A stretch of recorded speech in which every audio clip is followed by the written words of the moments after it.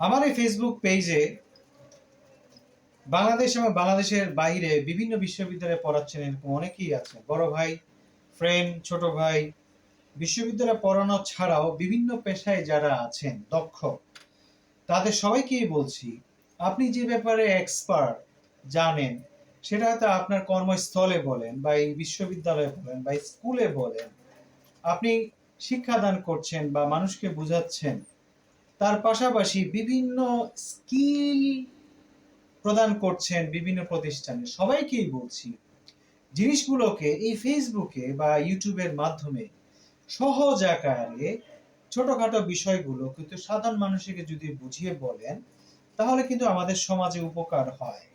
কারণ জাতিগত ম্যাচুরিটি, জাতিগত যেটাকে বলে আইকিউ, আমাদের দেশে অন্য দেশের তুলনায় অনেক কম। একটা গবেষণায় দেখা গিয়েছে আপনার আফ্রিকা মহাদেশে মানুষের আইকিউটা কম, জাতিগত আইকিউ। দ্বিতীয় পর্যায়ে আমরা দক্ষিণ এশিয়া, দক্ষিণ পূর্ব এশিয়ার মানুষগুলো আছি। আইকিউ হয়তো বাড়বে শিক্ষার মাধ্যমে, সচেতনতার মাধ্যমে, সময়ের পরিপ্রেক্ষিতে।